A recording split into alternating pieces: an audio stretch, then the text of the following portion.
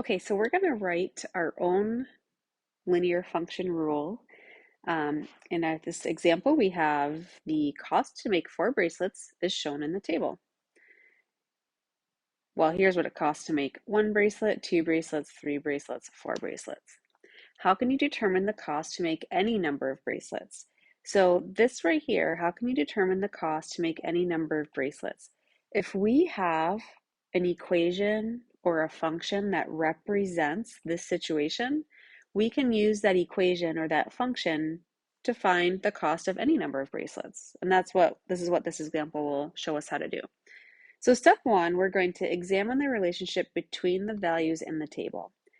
So what we notice, let's just work on the number of bracelets.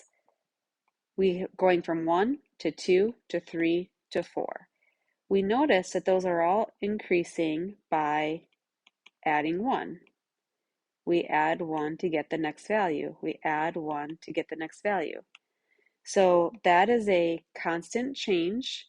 And I want to say our x values, but maybe we haven't determined those are the x's yet. But down here, let's examine the relationship between these values. To get from 17 to 32, we are increasing by 15. To get from 32 to 47, oh, look at that, we're increasing by 15 again. To get from 47 to 62, you guessed it, we're increasing by 15.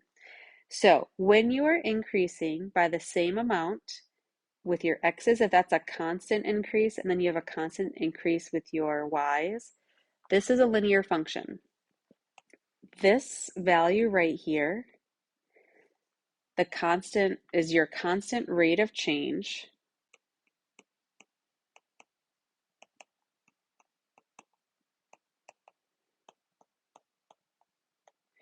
So if your y's are increasing by the same amount and your x's, I guess, are just increasing by 1, your constant rate of change is going to be 15.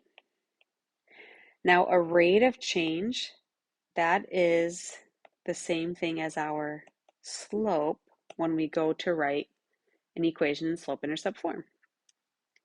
So step 2, write a function using slope-intercept form for the rule. So because we are working on function notation, instead of y equals, we're going to say f of x equals mx plus b. So remember, that's the same thing as y equals, it's f of x equals. And we know now that the rate of change, or the slope, is 15. So I'm just going to plug in a 15 for the m. F of x equals 15x plus b. So in order to write or to have a full equation, we do want to know the b, that y-intercept. So the way we found that in the last chapter is we just took any ordered pair. You could take this ordered pair 117 or 232, 347, 462, and you plug in for the x right here, or the y, which is the same thing as f of x. I tend to want to work with smaller numbers, so I'm going to use the ordered pair 117. The 1 is the x, the 17 is the y, or the f of x value. So I'm going to replace f of x with 17 equals 15 times our x, which is 1, plus b. We'll go ahead and solve for b. 15 times 1 is 15. Let's subtract 15 from both sides, so our b value is 2. So now we can write our equation. F of x equals 15x plus 2.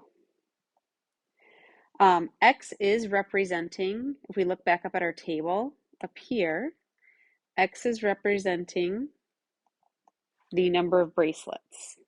And then the cost is your Y, which is also our F of X value. So what is the cost? What is the Y, or the F of X, to make 45 bracelets? Well, we just defined that bracelets were your X value, so we're going to plug in 45 for X. So they're actually asking us to evaluate, I kind of want to draw a line here to separate. What is f of 45? What do you get when you plug in a 45 for the x? So that's 15 times 45 bracelets plus 2. Again, this is a labeling system over here. Don't do any math, just do the math on the right side of our function, our equation. 15 times 45 is 675. And then we have to carry down our plus 2. So 675 plus 2 is 677. So f of 45 is 677. What that means is the cost to make 45 bracelets is $677.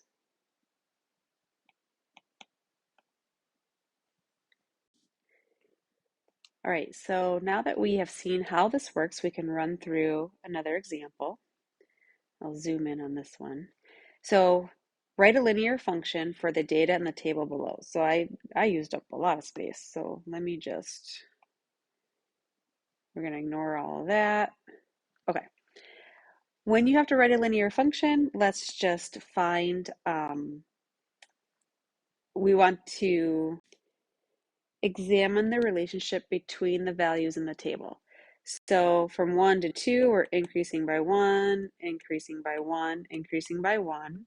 What are we increasing by down here? To get from 6.5 to 13, we're increasing by 6.5. Here, we're increasing by 6.5, and we're increasing by 6.5. So our rate of change is 6.5, and that is also our slope. So we can start our function f of x equals mx plus b. That's going to be our structure. We just figured out that the slope is 6.5. So f of x equals 6.5 times x plus b. Now to finish this out, we need that b value. So we're going to grab an ordered pair from our table up here. I'm just going to grab the smallest ordered pair. That's a 1 comma 6.5. So the 1 is our x, the 6.5 is our y, which is also our f of x value. And what that means is if you input a 1 into your function, you get back a 6.5. So the value of your function is 6.5. So let's plug those in. We're going to replace the f of x with 6.5 equals 6.5 times our x value from that ordered pair is 1 plus b. And then we'll solve for b. 6.5 times 1 is 6.5. To get that b alone, we're going to subtract 6.5 from both sides. 6.5 minus 6.5 is 0.